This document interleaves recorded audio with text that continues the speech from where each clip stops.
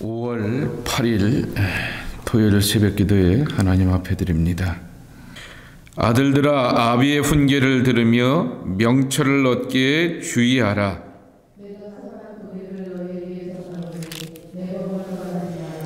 나도 내 아버지에게 아들이었으며 내 어머니 보시기에 유약한 외아들이었노라.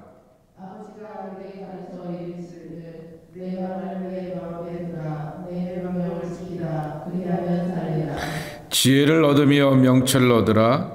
내 입의 말을 잊지 말며 어기지 말라.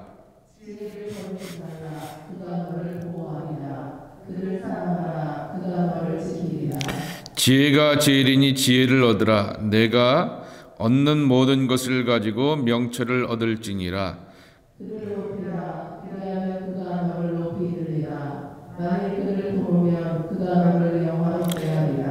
함께 읽겠습니다. 그가 아름다운 관을 내 머리에 두게 했고 영화로운 멸관을 내게 주리라 하셨느니라. 아멘. 잠언에는 항상 지혜와 명철이라고 하는 두 단어가 자동차의 두 바퀴처럼, 마차의 수레바퀴의 두 바퀴처럼 꼭 같이 갑니다. 지혜는 여호와를 경외하는 것, 하나님을 믿고 섬기는 것, 그것이 바로 지혜입니다. 근데 명철은 적용입니다. 하나님을 믿고 섬기며 하나님의 말씀과 감동 아래서 얻었던 신앙의 교훈과 지혜를 따라서 삶을 선택하고 판단하고 가장 중요한 표현, 분별하는 것입니다. 이게 하나님의 말씀에 맞지? 이게 하나님의 말씀에 어긋나지? 하나님의 뜻이 여기 담겨져 있지? 라고 하는 것을 분별하는 것이 바로 명철입니다. 이 지혜와 명철, 이것을 오늘 말씀해 보게 되면은 그를 높이라 그가 너를 높이 들리라, 그를 품으면 그가 너를 영화롭게 하리라, 그가 라고 하면서 6절서부터 쭉 보게 되면 여기서 말하는 그는 우리는 그냥 하나님이라고 이렇게 쉽게 생각하는데 더 정확한 표현은 지혜입니다. 그러니까 이번에는 지혜가 뭐가 됐냐면은 의인화가 되었던 것입니다. 지혜가 너를 보호하고 지혜가 너를 지킬 것이다 라고 말합니다. 우리는 그냥 쉽게 하나님이 너를 지키고 보호한다 라고 이렇게 표현하지만은 따져보게 되고 앞뒤 문맥을 보게 되면은 지혜라고 하는 것입니다. 여호와를 믿고 섬기며 경외하는 것이 우리의 영혼과 삶에 안전이 된다라고 하는 것입니다. 근데 이걸 누가 누구에게 했냐라고 하면은 아버지가 아들에게라고 하는 것이죠. 근데 우리가 곰곰이 생각해 보면서 얻는 교훈이 있습니다. 통상적으로 이 잠언서가 5명 이상의 저자이지만은 주 저자는 솔로몬이다라고 하는 것을 알고 있습니다. 3절에 보게 되면 나도 내 아버지에게 아들이었으며 내 어머니 보시기에 유약한 외아들이었느니라 그랬습니다. 유약한이라고 하는 말로 번역할 수도 있지만은 유일한이라고 하는 말로도 번역할 수가 있습니다. 내 어머니 보시기에 하나밖에 없는 소중한 아들이었느라 라고 표현합니다. 솔로몬의 어머니가 누군지 여러분 아시죠? 밧세바입니다. 그리고 그 아버지는 다윗입니다. 믿음의 사람이었고 또 성군이라고 하는 말도 담게 되지만은 솔로몬 시대 때 이 다윗은 참 여러 가지로 망가지고 창피한 것이 많았습니다. 솔로몬 자체가 태어나는 것도 정말 성군 믿음의 사람이라고 하는 말과는 다르게 망가진 삶 가운데서 태어나게 되었고 회개하면서 얻게 되었던 아들이 솔로몬입니다. 그리고 어머님 보시기에 유약하다 그랬는데 그 어머니가 그렇게 어머니라고 솔로몬은 말할지 몰라도 그 집안과 주변 모든 것을 살펴보게 되었을 때 참으로 정말 불행한 그러한 열매들로 이어지게 되었던 모습입니다. 그런데 이러한 것을 다 뒤로하고 아버지의 믿음, 어머니의 진심과 정성과 말씀의 법이 내게 그대로 이어지고 남겨졌다라고 이렇게 말하게 됩니다. 근데 가만히 또 생각해 보시게 되면, 너는 다윗보다 의로웠느냐? 너는 다윗보다 하나님 앞에 철저하게 회개할 줄 아는 사람이었느냐라고 스스로에게, 저 자신에게 물어보게 되었을 때, 다윗보다 의롭지 못하였고 다윗보다 철저하게 하나님 앞에서 회개할 줄 모르는 그러한 연약한 모습도 많이 보였습니다.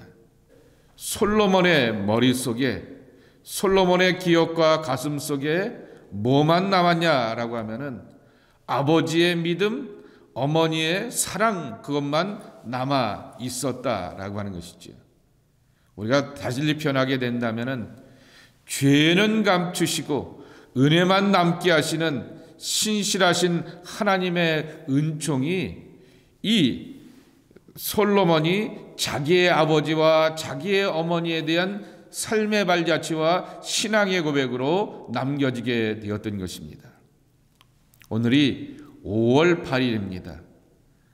여기서는 내일 마더스데이로 큰 날이지만은 한국에서는 어버이날로 부모의 사랑과 부모의 또한 그런 섬김과 희생을 기리기도 하려는 그러한 날이기도 합니다.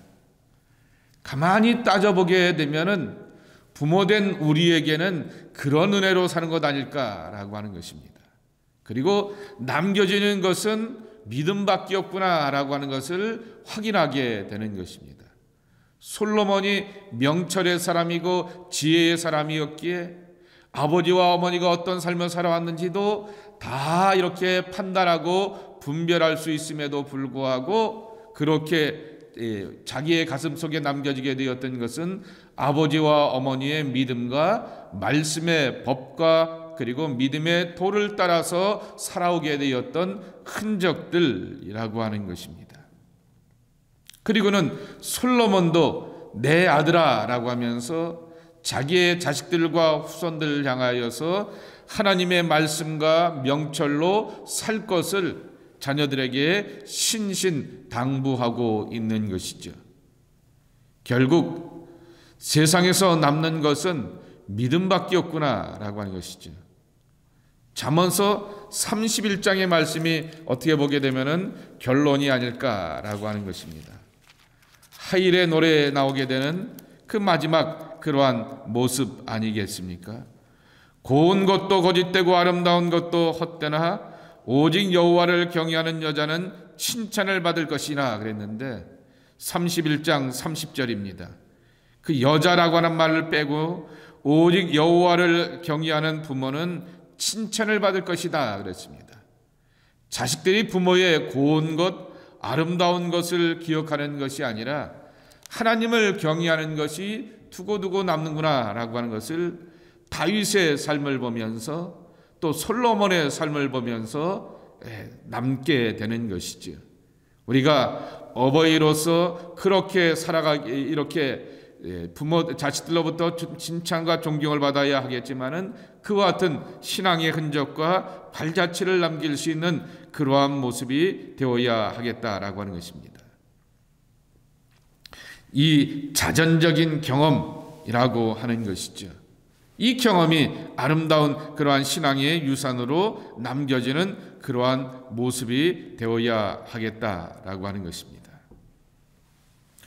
두 번째 말씀해 보게 되면은 5절서부터 9절에 표현하고 있는 것처럼 지혜와 명철을 갖고 살게 되면 얻게 되는 복입니다. 그런데 그 복을 생생하게 얻기 위하여서 의인화시켰다라고 말씀하여 드렸습니다. 의인화시켰던 이유는 하나입니다. 하나님을 믿고 의지하는 지혜, 그리고 하나님을 믿고 의지하면서 거기서 따라오게 되는 신앙의 교훈과 그리고 가르침을 따라서 판단하고 분별하는 실천, 그것은 바로 생생한 ing가 되어야 한다라고 하는 것이죠. 여러분, 영어에서 ing를 붙이는 것은 동사입니다. 신앙은 동사가 되어야 되는 것이고 오늘의 신앙이 되어야 하는 것이죠. 그런데 그 영어 단어에 동사에 ing를 붙이게 되면은 이 단어는 또한 형용사로 바꿔서 표현되기도 하는 것이죠. 살아있기도 하고 생동력 있기도 한 것이 바로 신앙의 그러한 활력이 되어야 되는데, 그것이 또한 아름다운 생명력이 있는 모습으로서 활력 있게 아름답게 표현되는 것입니다. 한편으로는 생동감이 있을 뿐만 아니라 한편으로는 ing가 되면서 형용사가 되어서 감탄의 여러 가지 표현들을 담을 수 있는 것이 또한 우리의 신앙이 되어야 하겠다라고 하는 것입니다. 그런 맥락 가운데서 오늘 이 잠언의 말씀은 지혜를 마치 하나님처럼 의인화시켜 놓아서 그가 너를 지키고 그가 너를 보호하며 그가 너를 이렇게 안전으로 이끌어갈 것이다 라고 하는 그러한 약속의 말씀을 주고 있는 것입니다. 하나님의 말씀 속에서 삶의 실천과 적용을 하면서 행하는 그와 같은 믿음이 되어야 하는 것입니다. 여기 6절에 보게 되면은 지혜가 제일이니 지혜를 얻으라. 내가 얻은 모든 것을 가지고 지혜를 얻으라 라고 말합니다. 지혜가 제일이니 라고 이렇게 말합니다. 제일이라고 하는 말 대신에 히브리어 단어의 뜻은 레시트라고 하는 단어인데 지혜가 근원이니 라고 하는 말로 표현하는 것이 더 정확한 번역이라고 합니다. 지혜가 근원이니 지혜를 얻으라 라고 하는 것이죠. 근원이 있어야지 그 다음에 올라갑니다. 나무로 표현한다면 뿌리가 있어야지 그 나무가 튼튼하게 안전하게 잘 자라서 꽃과 열매를 맺게 되고 입의 무성함을 통하여서 또한 그늘을 지어서 공중의 새들이 그 안에 깃드는 그와 같은 기쁨과 보람을 맺어가게 되는 것입니다. 지혜는 여호와를 경외하고 의지하는 그 지혜는 모든 것의 시작과 출발이 되고 근원이 된다라고 하는 그러한 말씀인 것입니다. 또 한 가지 여기 지혜를 이렇게 권면하면서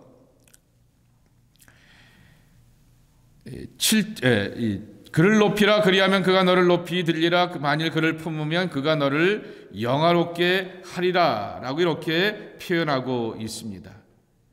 이 지혜가 바로 우리를 향하여서 존귀케 하는 그런 상호작용인 것을 이렇게 말하고 있는 것이죠. 이렇게 하면 이렇게 된다라고 하면서 조건과 단서로 이해하는 것이 아니라 그를 높이면 지혜의 마음, 신앙이 가장 높은 가치를 두고 살게 되면 그가 바로 그 신앙이 우리를 존귀한 길로 인도한다라고 하는 것입니다. 상호작용을 이렇게 표현하고 있습니다.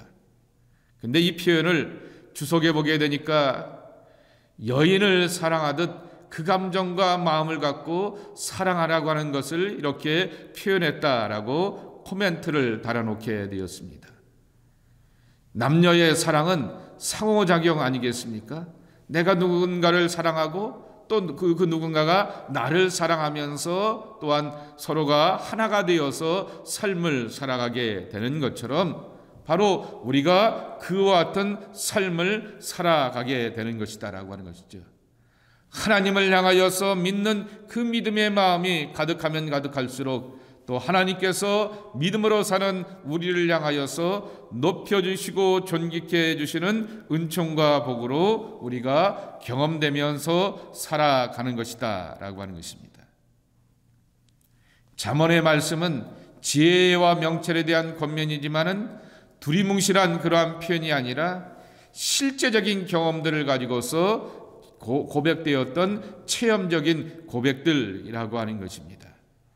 이 고백 속에서 우리가 놓치지 말아야 될 것은 다윗도 실수의 사람이었고 솔로몬도 실수의 사람이었지만은 하나님은 다윗과 솔로몬의 실수와 허물은 다 뒤로 제껴놓으시고 오직 하나님을 믿는 믿음, 여호와를 경외하는 그 믿음, 그것을 지혜로운 삶이고 덕스러운 삶이고 복 있는 삶으로서 남겨주시게 되었다라고 하는 것입니다. 오늘 우리가 그렇게 살아가야 하겠다라고 하는 것입니다. 그러한 믿음의 그러한 유산들을 우리의 후손들 가운데 남겨주려고 하시게 되었을 때 오늘 9절 말씀처럼 그가 아름다운 관을 내 머리에 두겠고 영화로운 멸관을 내게 주리라 이렇게 약속하여 주셨듯이 나를 영화롭고 존귀하게 하실 분은 하나님 한 분밖에 없습니다. 그분의 영광과 존귀함이 하나님을 찾고 추구하는 지혜로운 처신을 할 줄 아는 저와 여러분의 믿음의 생활 속에서 아름다운 흔적과 상급으로 맺어지기를 주님의 이름으로 간절히 축복합니다. 하나님 아버지 감사합니다. 이 아침에도 하나님의 전에 와서 기도하며 하나님을 찾고 추구하는 지혜자가 되게 하여 주시오니 참으로 감사합니다. 오늘도 기도하며 하나님의 말씀을 묵상하며 의지하며 살 때 하나님의 뜻을 알아가게 되고 그 뜻대로 실천해 가게 되는 명철의 사람이 되게 하여 주시옵소서. 하나님, 우리가 이 세상을 살아가게 되면서 하나님을 믿고 고백하는 그 믿음에 대한 확증이 내 자녀들과 후손들 가운데 아름다운 신앙의 발자취와 기억으로 남길 원합니다. 하나님 앞에서는 멸관이 될 뿐만 아니라 상급의 멸관이 될 뿐만 아니라 자식들로서부터 기억되는 복된 멸관이 되기를 소망합니다. 주님, 이 아침에 기도하고 간구하는 것은 우리의 자녀들 가운데 아름다운 유산으로 남겨지게 하여 주시옵소서. 아름다운 열매와 결실로 맺어가는 하나님의 사람들이 저희들의 모습이 될 수 있도록 아버지 하나님 지키시고 축복하여 주시옵소서. 예수님의 이름으로 간절히 축복하며 기도 올리옵나이다. 아멘.